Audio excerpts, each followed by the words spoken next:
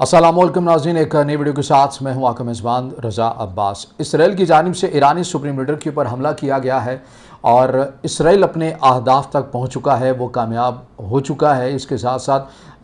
पाकिस्तान का एक नया नक्शा जारी किया है एक बहुत बड़े ताकतवर मुल्क की जानिब से और उसके एक अहम इदारे की जानिब से। उस नए नक्शे को देखने के बाद, उसमें हुई जो तकसीम है उसको देखने के बाद क्या हम ये कह सकते हैं कि अगला नंबर पाकिस्तान का होगा? ये वो तमाम तर अहम नुकात हैं जो कि आज के इस व्लॉग में मैं आपके सामने रखूंगा, मगर उससे पहले आपसे दरख्वास्त के वीडियो को लाइक और चैनल को सब्सक्राइब ज़रूर कीजिएगा। तो बढ़ते हैं खबर की जानी। पहले इसी नुक्ते के ऊपर आगाज़ कर लेते हैं जो ईरान और इसराइल की कशीदगी इस वक्त जारी हो सारी है। जब से ईरान और इसराइल की जानिब से कशीदगी जारी हो सारी है और जिसका आगाज़ इसराइल की जानिब से किया गया है, तब से पाकिस्तान के एक तमाम हलकों के अंदर, संजीदा हलकों के अंदर, तस्वीराती हलकों के अंदर ये बात बहुत तेज़ी के साथ गर्दिश कर रही है और पाकिस्तान के मेन स्ट्रीम मीडिया के अंदर बहुत तेज़ी के साथ गर्दिश कर रही है। पाकिस्तान के बड़े सहाफ़ियों में से एक नाम हामिद मीर साहब बार बार इस चीज़ के तकरार कर रहे हैं कि अगला नंबर पाकिस्तान का होगा। वो किस बुनियादों के ऊपर कि इन चीज़ के ऊपर वो ये बात रख रहे हैं और बार बार मौक़िफ़ रख रहे हैं। जब उन्होंने आज भी, जब मैं वीडियो बना रहा हूँ तो आज ही के दिन उन्होंने अपने सोशल मीडिया के ऊपर, एक्स के ऊपर एक पोस्ट भी की जिसमें उन्होंने कहा कि पाकिस्तान को भी ईरान की जंग लड़नी है क्योंकि ये पाकिस्तान की भी बका की जंग होगी, क्योंकि ईरान के बाद अगला नंबर पाकिस्तान का है। फिर उन्होंने इसराइली वज़ीर-ए-आज़म की एक 10 साल पुरानी स्टेटमेंट को भी कोट किया और उसके बाद उन्होंने मज़ीद तशरीहात जो हैं वो भी की। अब वो ये बात क्यों कर रहे हैं, उसकी वजह यह है, हाल ही के अंदर एक अमेरिका के अंदर, अमेरिका के एक अहम थिंक टैंक है, उसने एक रिपोर्ट सामने रखी है। उस रिपोर्ट के अंदर बताया यह जा रहा है कि उनकी जानिब से एक पाकिस्तान के एक नया नक्शा जारी किया गया है और उस नक्शे में बलूचिस्तान को पाकिस्तान से एक अलहदा दिखाया गया है। ये आप याद रखिए कि अमेरिका के अंदर ऐसे मुतादिद थिंक टैंक होंगे जो रियासत की तर्जुमानी कर रहे हैं या उनके इस्टेब्लिशमेंट की नुमाइंदगी करते हैं या फिर अपना एक अलग से विज़न दिखाने के लिए वो पहले से एक माइंड बनाना शुरू कर देते हैं। मगरिब से मुतलिक या अमेरिका से मुतलिक ऐसी बहुत सारी थ्योरीज़ मौजूद हैं कि जब भी उन्होंने दुनिया के अंदर 5 साल, 10 साल, 20 साल बाद कुछ भी करना हो तो वो उसका पहला हिंट वो ज़रूर दे देते हैं, चाहे वो थिंक टैंक की रिपोर्ट की सूरत में हो या फिर अपनी किसी न किसी मूवी की सूरत के अंदर। ऐसी बहुत सारी चीज़ें वो हिंट के तौर के ऊपर दे देते हैं। ऐसी मुतादिद आपको इंटेलिजेंस बेस्ड डॉक्यूमेंट्रीज़, वीडियोज़ पहले से ही मिलेंगी। बिलखुसूस ईरान के हवाले से अगर बात करें तो 10-12 साल पुरानी ऐसी ही एक मूवी जो है वो दिखाई गई थी नेटफ्लिक्स के अंदर भी,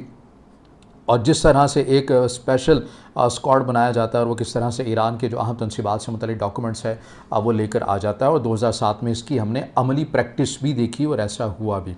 लेकिन बहरहाल अब coming to the point, Balochistan के हवाले से सूरत हाल के ऊपर हम बात कर लेते हैं। अब बलूचिस्तान को लेकर ये कहा गया है कि उन्होंने, उस थिंक टैंक ने अपने एक नए नक्शे के अंदर बलूचिस्तान को एक अलहदा आज़ाद रियासत दिखाया है कि बलूचिस्तान पाकिस्तान से कट कर एक आज़ाद रियासत हो जाएगी और ये एक नक्शा जो है वो पेश किया गया है। अब ये क्यों पेश किया गया, उसकी वजह ये है, ये जो जितने भी माहिरीन हैं वो जो बात कर रहे हैं कि अगला नंबर पाकिस्तान का, वो किस बुनियाद के ऊपर कह रहे हैं। ये बात याद रखिए कि बलूचिस्तान की सूरत हाल अगर ख़राब होती है तो ये पाकिस्तान की हद तक ख़राब नहीं होती, बल्कि ईरान के सूबे सिस्तान तक ही मामला जाता है। आपको ये भी मालूम है कि पाकिस्तान के अंदर बहुत बड़ी सरमायाकारी की मद में अगर इन्वेस्टमेंट किसी मुल्क की है तो वो चाइना है, जिसके गवादर में है सीपैक है और इसके अलावा दीगर प्रोजेक्ट्स हैं।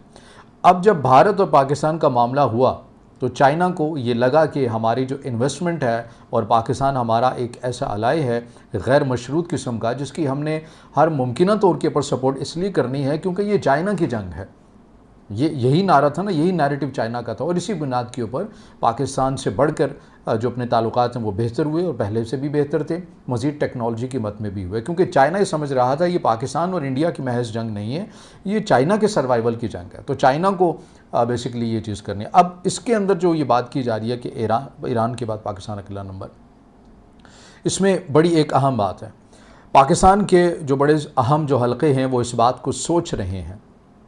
कि मुमकिन तौर के ऊपर अगर जो इसराइल का हदफ है या मगरबी ताकतों या अमेरिका का जो हदफ है, वो हदफ ये है कि ईरान के अंदर जो हुकूमत करने का एक पैटर्न है, जो उनकी रियासत है, जिसे वो विलायत फ़क़ीह का नाम देते हैं, उस पूरे सिस्टम को, उसे हमने तब्दील करना है और हमने एक क्योस पैदा करके इन तमाम चीज़ों की अचीवमेंट हमने हासिल करनी। अब उससे होगा क्या? पाकिस्तान इस बात के ऊपर ज़ाहिर है सोच रहा है कि अगर एक ऐसा ईरान वजूद में आ जाता है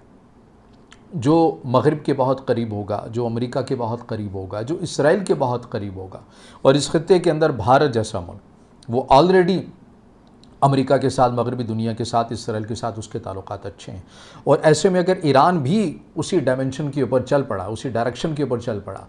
तो अफ़गान तालिबान, अफ़गानिस्तान, उनके साथ हमारे ताल्लुकात वैसे ही सर्द गर्म रहते हैं। आप मुस्तकिल मिजाजों की बुनियाद के ऊपर आप ये नहीं कह सकते कि उनके साथ आपके साथ ताल्लुकात आइडियल हैं। तो आपको पाकिस्तान भी घिरता हुआ नज़र आता है। अगर इसराइल या मगरबी दुनिया, अमेरिका कामयाब हो जाता है ईरान के अंदर अपनी एक हुकूमत लाने में, या रज़ा शाह पहलवी के बेटे को लाने में, जिन्होंने हाल ही में विज़िट किया है इसराइल का भी, और इसराइली वज़ीर-ए-आज़म बेंजामिन नेतन्याहू से मुलाकातें भी की हैं, अगर ऐसा कोई पैटर्न हो जाता है तो फिर ये क्या पाकिस्तान के लिए थ्रेट नहीं होगी? पाकिस्तान के लिए यकीनन थ्रेट होगी। नक्शा यही है कि हमने ईरान के अंदर एक पूरे इस सारे सिचुएशन को क्रिएट करके उन क़ुव्वतों को सपोर्ट करना है जो एंटी इनकलाब या एंटी वलायत फ़क़ीह सिस्टम, उस सिस्टम के अगेंस्ट है। उन्हें हमने हुकूमत दिलानी है, उनके साथ बैठना है, उनके साथ बैठ कर हमें उनके साथ सेम पेज के ऊपर कर लेना है। फिर कौन है मुसलमान दुनिया का एटमी क़ुव्वत, फिर हमने उसको ऐसे टुकड़ों में तकसीम करना है। बलूचिस्तान की सूरत हाल से हमने फ़ायदा उठाना है, और करते करते बलूचिस्तान में ही एक बहुत बड़ी इन्वेस्टमेंट है चाइना की एक बहुत बड़ी इन्वेस्टमेंट है, वो भी निशाना, और पाकिस्तान का ये सूबा भी निशाना, ताकि इस तरह से इन तमाम चीज़ों को अलग किया जाए। ये वो बात है जिसकी बिना के ऊपर बार बार बहुत सारे ऐसे माहिरीन जो उन तमाम चीज़ों के हवाले से गिरफ्त रखते हैं वो बात कर रहे हैं कि अगला नंबर पाकिस्तान का, वो इन बुनियादों के ऊपर कर रहे हैं कि ये मामला आपको यहाँ रुकता हुआ नज़र नहीं आएगा, बल्कि ये मज़ीद आगे भी बढ़ेगा। और इसकी वाज़ेह तौर के ऊपर सबूत के तौर पर आप अमेरिका के थिंक टैंक की जानिब से जो नक्शा जारी किया गया, उसमें बलूचिस्तान को एक आज़ाद रियासत के तौर के ऊपर दिखाया गया, जिससे आपको ये मालूम होता है कि ये बड़ी चीज़ें क्लैरिटी के साथ आगे बढ़ती हुई नज़र आती हैं। मनसूबाबंदी यही बनाई है, और यकीनन मनसूबा बेहतर और कारगर वही है जो खुदा ताला की ज़ात ने बनाया हुआ है। अब दूसरी खबर के ऊपर बात कर लेते हैं कि ईरान के सुप्रीम लीडर के ऊपर हमला। देखिए, जंगों के कुछ उसूल हुआ करते हैं, जंगों के भी कुछ उसूल हुआ करते हैं कि आपने अवामी मकामात को निशाना नहीं बनाना, आपने सिविलियन को निशाना नहीं बनाना, आपने ऐसे ढांचे या ऐसे इंफ्रास्ट्रक्चर को निशाना नहीं बनाना जो ज़रूरियात पूरी करती हैं आवाम की, सिविलियन की, जैसे पानी की पाइपलाइन होगी, जैसे गैस रिफाइनरीज़ हैं, पेट्रोल्स की रिफाइनरीज़ हैं, ऐसी वो तमाम चीज़ें। मगर ईरान इसराइल कशीदगी के अंदर, और इससे पहले भी, अब ये लग रहा है कि दुनिया के अंदर ये तमाम चीज़ें, क़वानीन जो हैं, ये सारे तोड़ दिए गए हैं। अब इनके अंदर कोई भी अमल करने के लिए तैयार नहीं है, और इसकी बुनियाद ख़ुद अक़वाम मुत्तहिदा के इंतज़ाम में ही हुई है, क्योंकि जिस तरह से अक़वाम मुत्तहिदा अपने आप को मनवा नहीं सका और हमेशा वहीं पर खड़ा रहा जहाँ पर ताकत थी, तो फिर हिस्सेदारी का भी वक़्त उस तरह से नहीं रही है। अब ईरान, ये ख़बर हमारे सामने आती है, रॉयटर्स इसको कोट करता है, रॉयटर्स की जानिब से ख़बर सामने आती है कि इसराइल ने ये मंसूबा बना रखा था कि वो ईरानी सुप्रीम लीडर को निशाना बनाएंगे, और उनके इस मंसूबे को वीटो कर दिया अमेरिकी सदर डोनाल्ड ट्रंप की जानिब से कि नहीं भाई, ये मामला इस हद तक नहीं लेके जाना, वरना सूरत हाल कंट्रोल से बाहर हो जाएगी। अब इसराइली हुकाम की जानिब से कहा गया है कि हमने तो ना ऐसी कोई मनसूबाबंदी की है और ना ही हमने किसी से मुशावरत की है, तो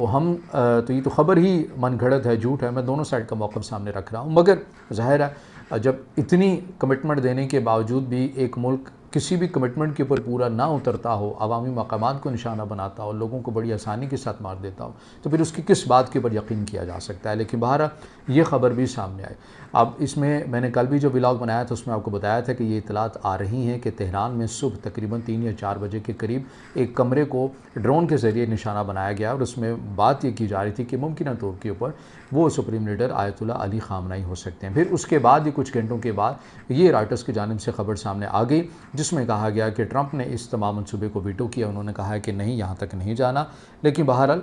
इसराइल ने कहा कि हमने ये ऐसा मनसूबा बनाया ही नहीं है। अब बात ये है, आखिर में मैं वीडियो को कंक्लूड करता हुआ चलूँ, कि इसराइल ने क्या कहकर ईरान के ऊपर हमला किया, और उसका नारा क्या था। नारा ये था कि हमने जौहरी तनसीबात को निशाना बनाना, जो कि बना दिया। हमने जिन जिन मकामात को हिट करना था हमने कर दिया। हमने ईरान के सफ़ अव्वल की अस्करी क़यादत को निशाना बनाना था, वो कर दिया। लेकिन अस्करी क़यादत हदफ नहीं था। हदफ ये था कि हमने ईरान को जौहरी तवानाई हासिल करने से रोकना है, उनकी जौहरी तनसीबात को हमने निशाना बनाना है। तो अगर वो कामयाबी के साथ बन गए हैं, बकौल इसराइल के, अगर वो कामयाबी के साथ उन्हें तबाह कर दिया गया है, और ईरान इस सिचुएशन के ऊपर नहीं है कि वो अब दोबारा उसको कंटिन्यू कर सकेगा, तो फिर अब आपको ये जंग तवील होती हुई क्यों नज़र आती है? तो इससे आपको ये मालूम पड़ता है कि इसराइल ने जो अपना हदफ तय किया था उसे वो हासिल नहीं कर सका, क्योंकि नतन्स को, फ़ोर्दो को, इस्फ़हान में या दीगर जगहों के ऊपर जहाँ जहाँ ईरानी तनसीबात हैं, इसराइल ख़ुद भी जानता है और अमेरिका भी जानता है कि वो इस तरह से तबाह होने वाली नहीं है। और यही वजह है कि इसराइल ये चाह रहा है कि इस जंग को एक बड़े पैमाने के ऊपर छेड़ दिया जाए और इस हद तक छेड़ा जाए ताकि अमेरिका की वैसे तो सपोर्ट है, हर लिहाज से टेक्नोलॉजी की मद में है, इक्विपमेंट की मद में है, लेकिन ग्राउंड के ऊपर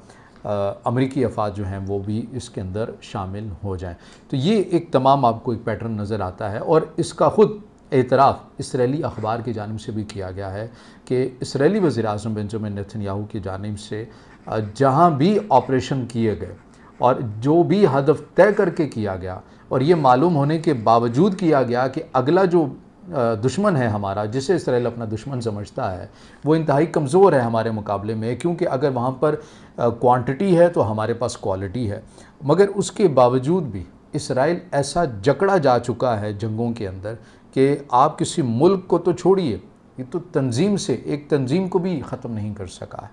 तो ये इसराइली अखबार के अंदर ख़ुद ये तमाम चीज़ें नशर हो रही हैं और अब देखना ये है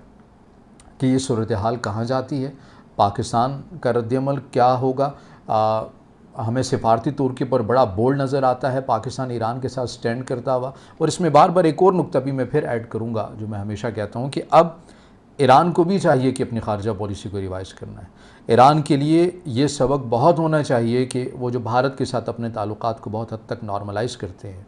और बेहतर करने की कोशिश करते हैं, उन्हें हर जगह पर स्पेस देते हैं, फिर हुआ क्या है, ये भी हमें याद रखना चाहिए। तो बहरहाल ये वो तमाम सूरत हाल हैं जो हर किसी को अपनी कैपेसिटी के अंदर रहकर देखनी है और ये वो तमाम मुमकिन तौर के ऊपर हक़ाइक़ हैं और तज्ज़िये की सूरत में जो मैंने आपके सामने रखे हैं। अगर आप समझते हैं कि वीडियो आपके लिए मालूमाती है तो फिर इसे ज़रूर लाइक भी कीजिएगा, कमेंट्स में ज़ाहिर ख्याल कीजिएगा और चैनल को सब्सक्राइब ज़रूर कीजिएगा।